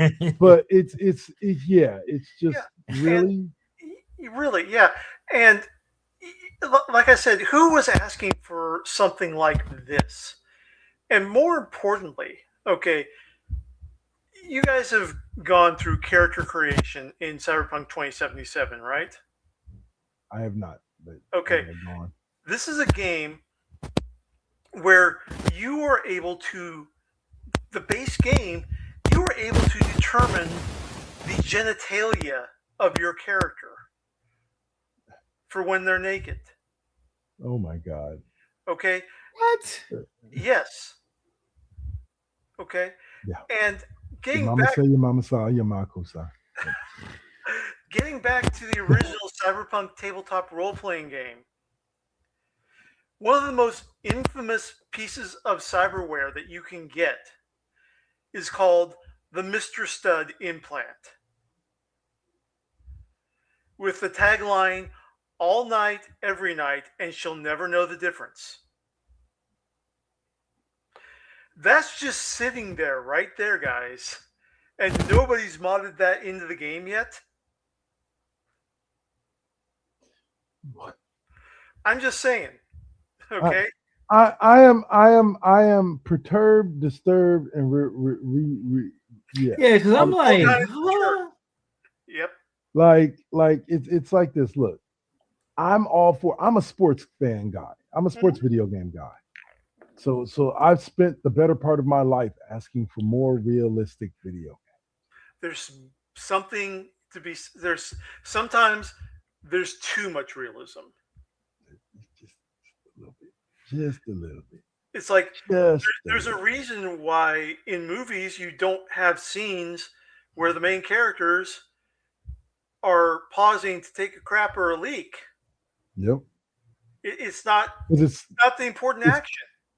right. It slows down the pace of the movie and Exactly. gives you inconsequential stuff. Yep. All right. So yeah, like go download the mod and shit yourself to death Nope. if that's what you're into. Yeah. Have fun. Yeah. All right. So this second story You're up. weeping for humanity. Steam game listings, archives, knockoff Singularity by aping Pokemon, Zelda, and even Overwatch designs with shamelessness Power World could only dream of. God, yeah. What is this, sir? This is a game called Pikmon. Pickmon. Okay. Which came out last week. And there are no words. Okay. I mean, down in the article, Dark Lord, there's a picture. I don't know how to put the picture in for the viewers to see, but What? a big screen picture that literally it could be from Pokemon. It could even be from Pal World. Talking about that one? No, down further. That one right there. Up, back up. This one? One above the fort. One more up. That one right there. That's the top.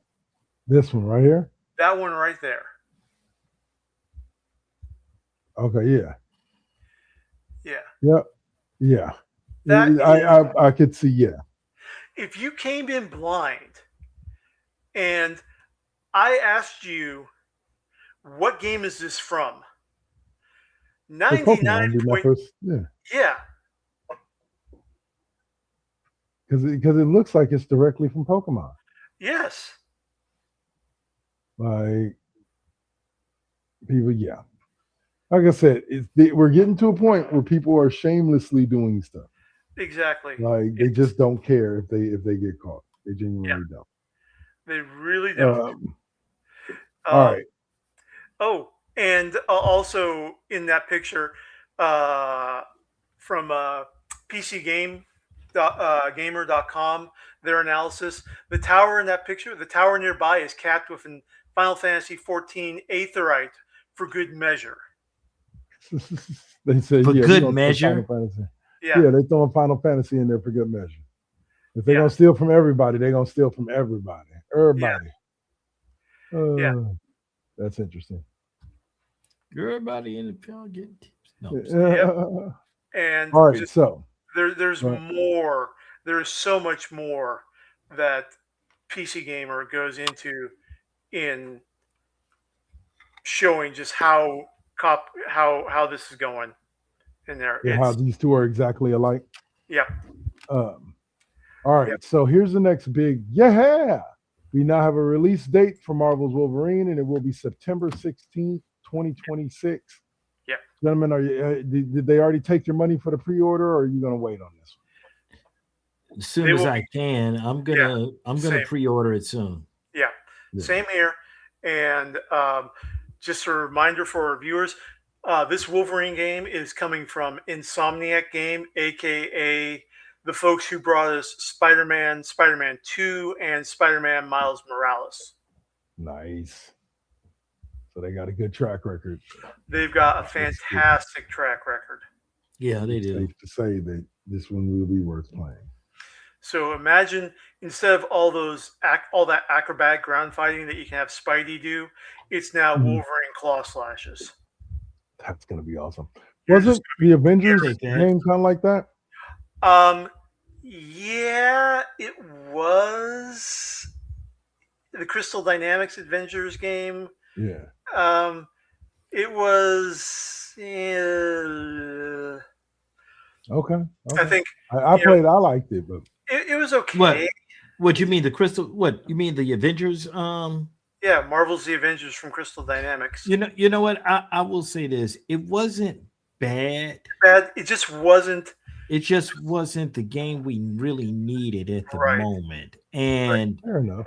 considering because it depends on which version you played, because Spider-Man was included into the PlayStation version, so it was kind of like Like when that game, when the trailer for the Avengers game first announced, I joked with friend of the show Jamil that it's like, dude, you're going to pre-order this just because it opens up with San Francisco getting destroyed, aren't you? San Francisco. Awesome. Yeah. All right. So this is another one that will make Jamil happy and Saint as well. Dave, brought to us by you that PlayStation Now, XCOM 2, Another World, and more are joining streaming lineup on PlayStation, right? Yes. On the PS Plus membership. Yes. Okay, so right now on PlayStation, if you have PlayStation Plus, you can stream for free XCOM Enemy Within, XCOM Enemy Unknown, or the combo. So it's XCOM Enemy Within complete. And XCOM 2 will be added to that streaming list in August. Okay. Nice. Well, because I have the XCOM games. So yeah, but I have them on my PS3. I have the discs. So. Oh no, I got PC. Yeah. Well, XCOM 1 on PC and XCOM 2 for the for the PC or for the PlayStation. Right. Nice. But it's also coming along with Another World 20th Anniversary Edition, Okay. Cartoon Network Battle Crashers, Nice. Tohu Scarlet Curiosity, which is Japanese action RPG, and Warhammer 40K Death Watch, which is a turn-based strategy game where you cleanse Xenos mutants and chaos. Yeah. Oh, sounds like something I'd be interested in playing, to tell you, sir. Oh yeah. But we shall see. Check it out. Okay. A remaster and the final story out of. Guilty, and with that upgrade, we're going to also get a PS3 to PS4 upgrade of Guilty Gear XRD Revelator. Nice. Yeah. All right, and then let's see. The final subject of today is a little game known as Marathon. That's right. Dropped on the PlayStation this week. Saint, you're old enough to remember this game. Oh. yeah. I'm swinging wide. Anyway, but no. Well, can you tell us anything about Marathon? Do you know? Because I've never played. Long time ago, man. I would have to hit a refresher course for that. I played the shit out of that game in college. Yeah. Because Cal State Hayward at the dorms, we didn't have a PC computer lab. We had Macintosh, which was overseen and run by our good dear departed friend Kyle. Okay. He was running all that for the dorm, and Marathon was literally the first big AAA game for Macintosh Oh my God. because Apple didn't want to be known as a gaming computer. They wanted to be serious business education computer. And And they they sort of lost, did for a little bit. and they did, and Marathon was part of that. Yeah. But it was Marathon was the Mac version of Doom. It was to Mac what Doom was to PC. Gotcha. Full 3D player, and it improved stuff that Doom didn't do. Okay, Marathon and Marathon 2, you could go around dual wielding pistols. You could go Nice. around dual wielding shotguns. When you were restocking ammunition on shotguns, you do trigger guard loop flip in the game. So blam, blam, blam, blam, flip, flip, blam, blam, blam, blam, flip. That's dope. Yeah. Heck yeah. So it was fantastic. This was by Bungie. This was the game that put Bungie on the map and led to them creating Halo. Okay. There are also low-key ties to Halo in the game In the game. that never really got totally cemented. But this is a new version of Marathon, brand new, brand spanking new for the new consoles for PlayStation and Xbox XS to allow you guys to play it. And yeah, check it out. I totally recommend it. It is fantastic. And we're talking like at least a decade before we had Gladys in Half-Life. We had Durandal in Marathon. Okay. It's like a psychotic AI. Psychotic AI? Yes. Psychotic Manipulating everything to its own ends.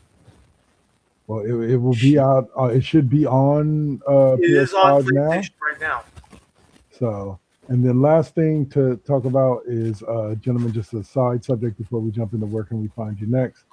Last subject, Invincible Season 4 drops this week. I believe on the 18th.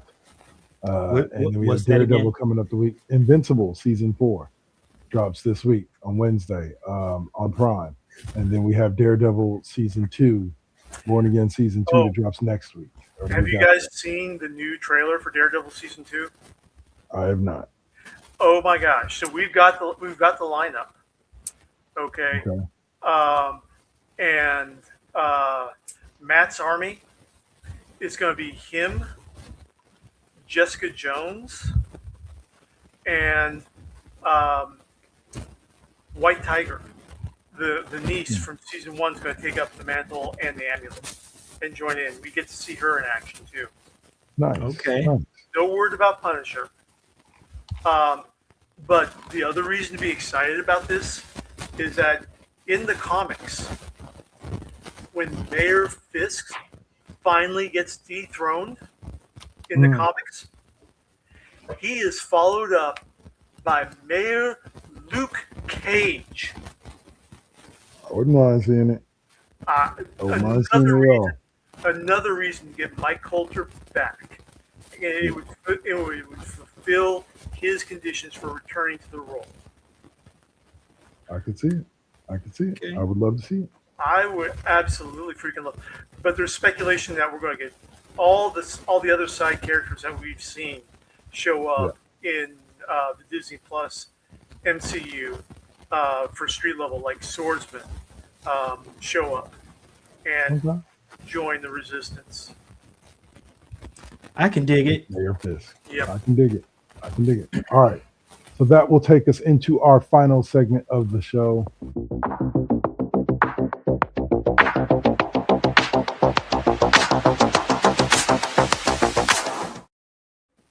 Where can we find you next? We're a segment where we tell you where you can find us next and on which platforms. Saint, go ahead and kick us off and let us know what's up with you. All right, so I will be because I didn't get a chance to really do anything these past couple of days. I'm probably going to be running a tight game stream, but I am going to be running a little bit of music because I do have a little bit of music. So probably going to be running an NVT fusion, and that depends on what happens after the classroom. So All right. Dave? Okay, yeah, I know I've missed 2 night shifts on Friday and Saturday because Friday wore me the fuck out. I am still feeling the burn in my legs and my torso from what I went through on Friday. And I'm not going to get into it, but just reality's been wearing me down. But I will be on the night shift tonight.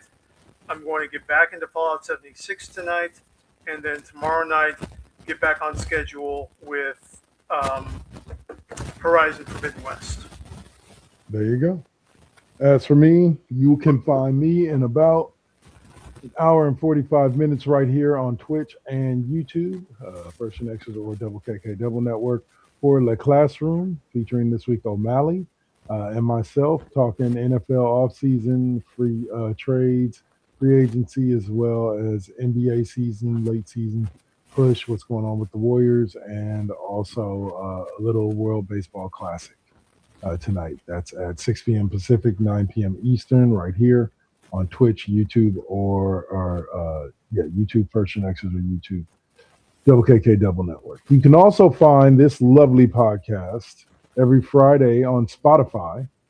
Just search for the Cheap Pop Podcast and press play, and you'll find us there.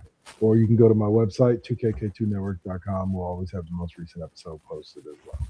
All right, that'll do it for us for this week, gentlemen. Any last words before we say goodbye? stay liquid. Yep. Stay Sounds aware. Stay, keep watching us. We got stuff we're headed towards. How far away are we from episode number 100? We are 6 episodes away. 6 episodes. 6 and So counting. get your ideas in. If you want to put some ideas in for our, you can email those ideas to either firstgenxers@gmail.com or 2kk2network@gmail.com. And we will take all ideas of something special to do for that 100th show. Y'all have a good one. Keep subscribing because we're on the road to 1,000. Yep. Definitely for that. Like and subscribe button. All right. We out. Peace. All right. Out.